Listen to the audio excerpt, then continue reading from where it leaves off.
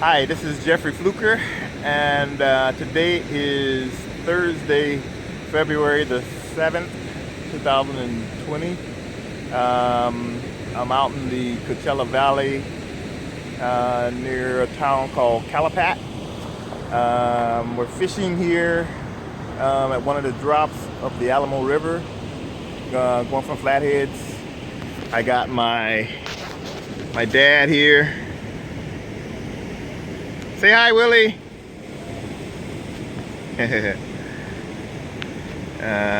Yeah, we're fishing, one of the drops. I have my brother Aaron Flucker. Yeah, I'm making this video because a few of you have asked that I do a catching cook. So the first part of the video is the catch part, or the try to catch part, and the catch part, and the last part is the cook part. Unfortunately, you won't get to see the eat part, but it's going to be good too. So see you on my next video.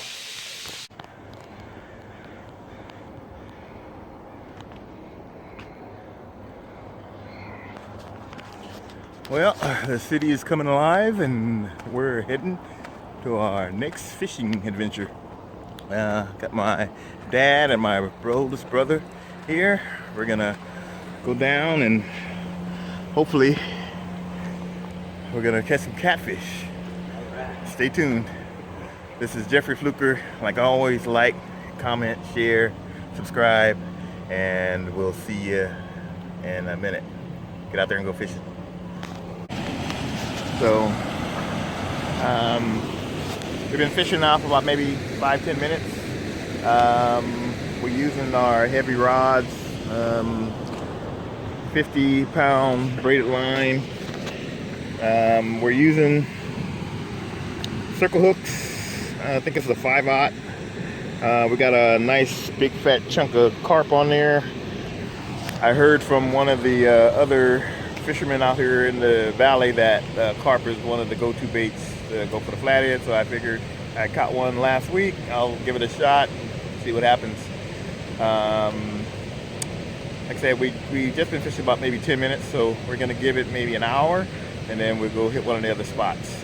So keep in touch, and we'll see you in a minute.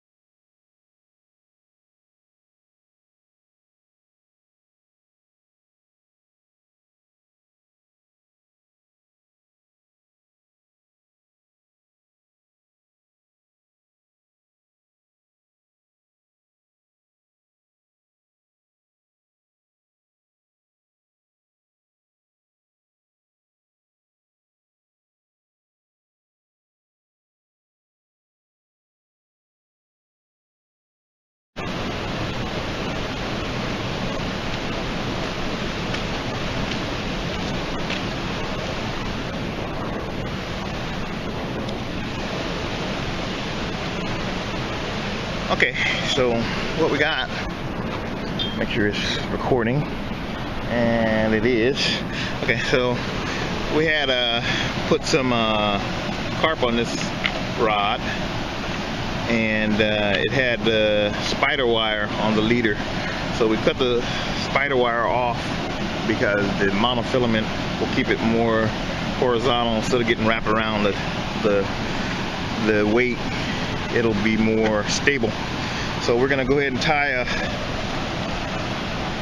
I got some 25-pound test monofilament here, and we're gonna tie what is called a snail. So we're gonna make a loop. All right, I don't know if you can see that, but gonna go around it, the shaft with the tag in about 10 to 15 times, making sure that the laps don't overlap each other. Okay.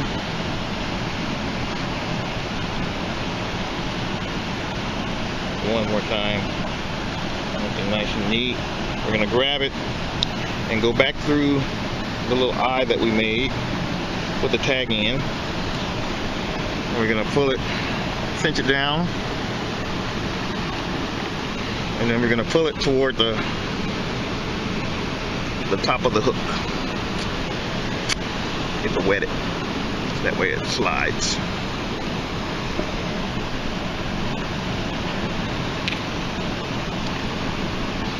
Cinch it down good. And that's a snail. Cut off the tag, the excess line that we got. Looks nice and pretty. And that's going to hold that line a lot straighter than it would with that braid. Add this on there? No, that got tangled. Oh, again, somebody was fishing with it. Yeah, somebody was fishing with a spark plug. Okay, we're gonna make our loop.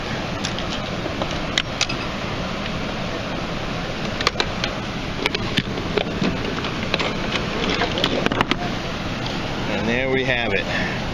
One end, the other end. We're gonna re-hook our carp bait back on there, making sure that the tip is exposed, doesn't have anything on it. I'll cut it just a little bit closer to the end. Okay, that way it's nice and exposed. And we're gonna go reattach it and hopefully catch a fish.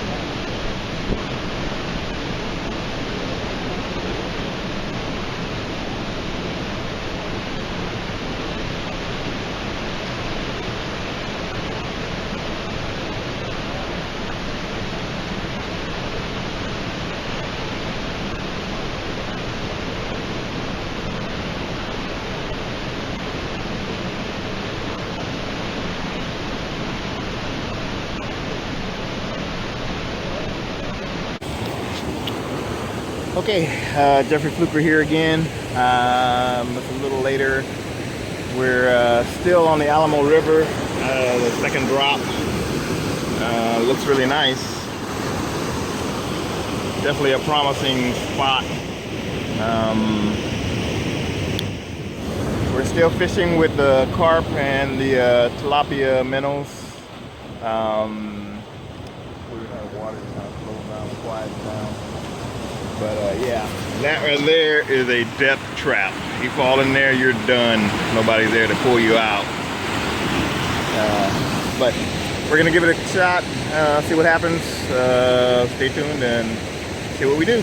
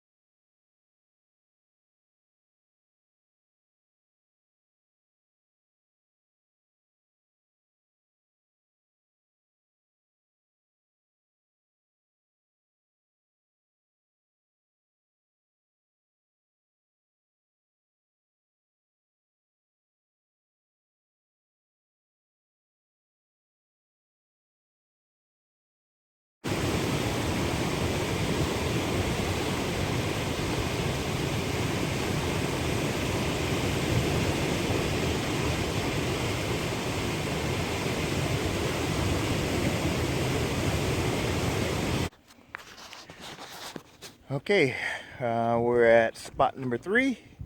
So far, nothing.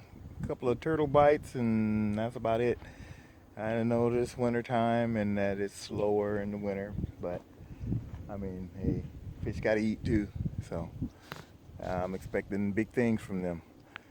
Anyway, spot number 3, we'll give it 30 minutes. If not, then we're on to the next spot. And stay tuned, and we'll let you know what we do.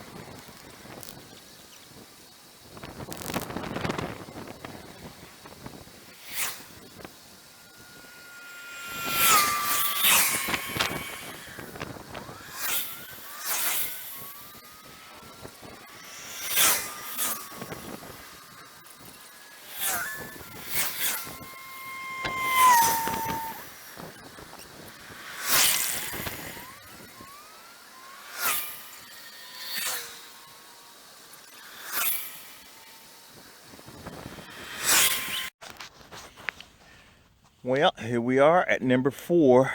We're gonna give it another, well, probably 30 minutes. And then after that, we're gonna give up on the flatheads and we're gonna do the Commando Style Channel Catfishing. So we'll catch enough for dinner, maybe a few more for, maybe another meal. And then that's it. So we'll keep you posted.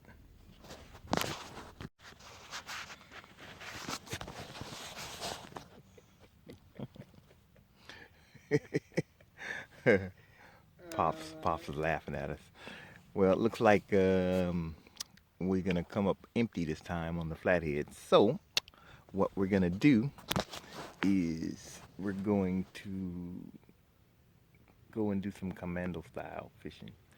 So we're gonna retire from this, switch gears, and try again later. So I'll keep you posted. Jeffery Flucker.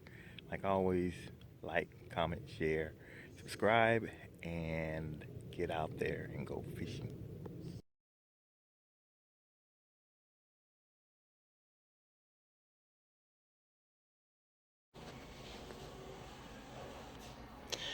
Filleted catfish.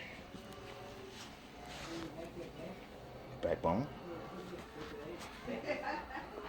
Filleted catfish. Yeah, that's all. Lightly garlic salt.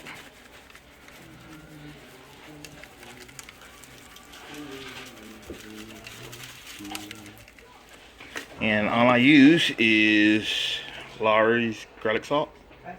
That's it. Oh. And that's it. Okay, so got one side seasoned.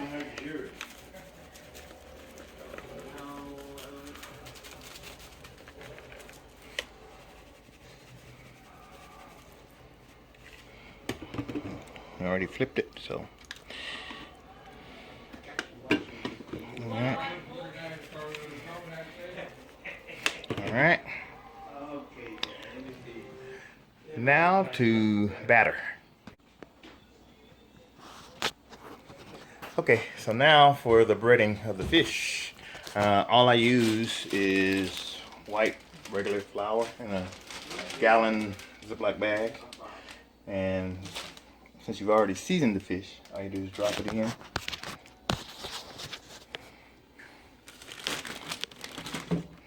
Drop it in a bag. And I usually do it all that way. It can kind of build up a little coating before the grease get hot.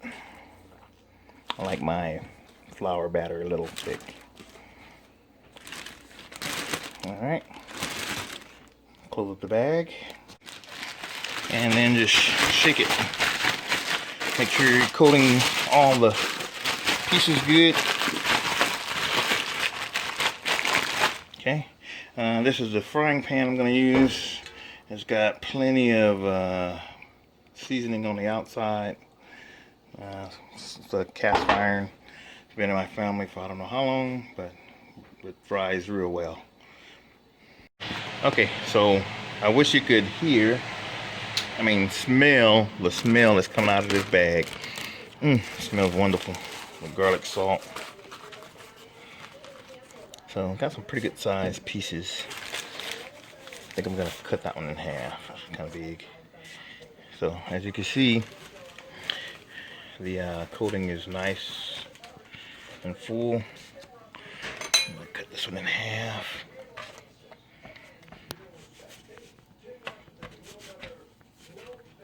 I can't do this with one hand, so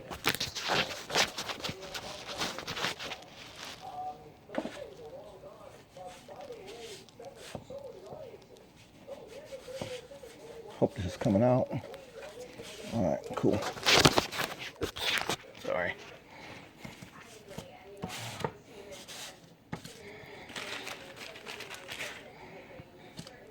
Make sure that end gets coated.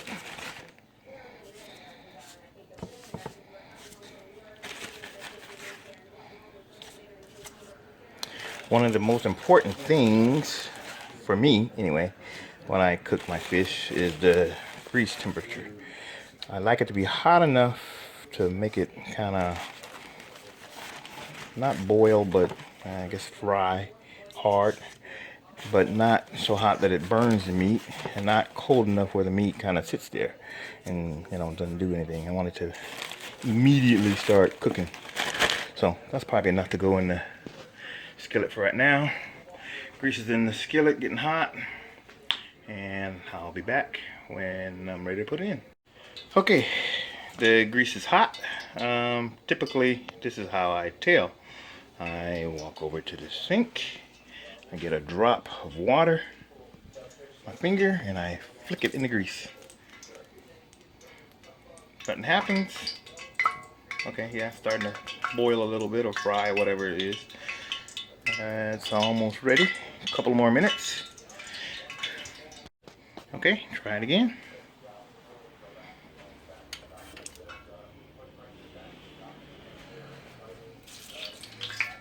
Okay, that's what we want.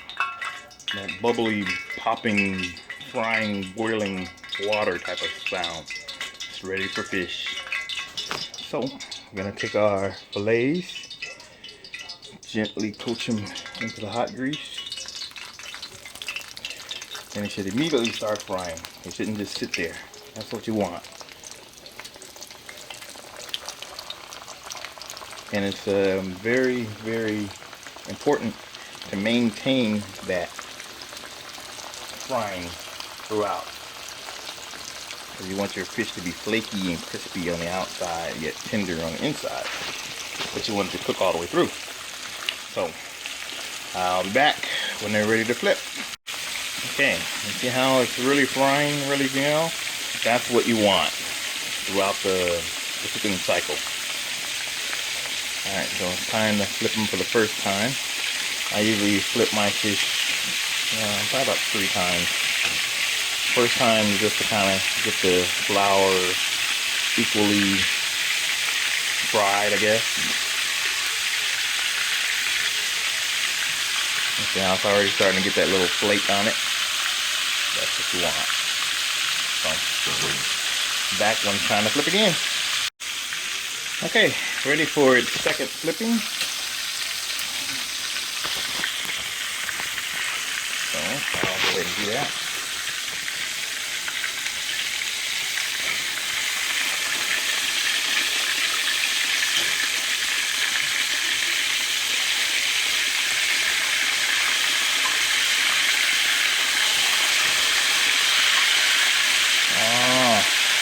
up. I'm gonna have to eat that piece. I broke it. That's okay. It'll still eat just as good. I was raised on southern fried catfish, and I kind of adapted my own recipe. So it's not exact, but the way I like to eat it. So you find out which way you like to eat it and cook it that way. I'll be back when it comes off the grill. Okay, getting close. I don't know if you can hear the difference, but I let the fish kind of tell me when it's time to come out the grill. I'm out of the grease, I mean. I listen to the frying sound, because as it gets closer to being done, it fries all the moisture out of the fish. Not all of it, but most of it, and it kind of rises to the top. If you have real deep grease, and if you don't have deep grease, as it gets quiet, I don't know if you can hear how quiet it is. It's still frying, but it's really, really quiet. That means that the moisture is being fried out of the fish. So we'll let it fry until it gets really, really quiet, and then we'll take it out of the grease.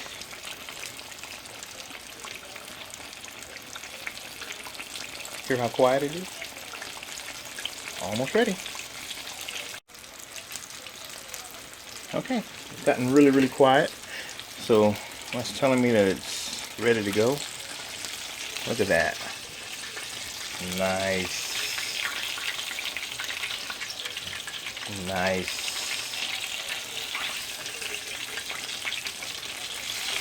Southern fried catfish. Gotta love it.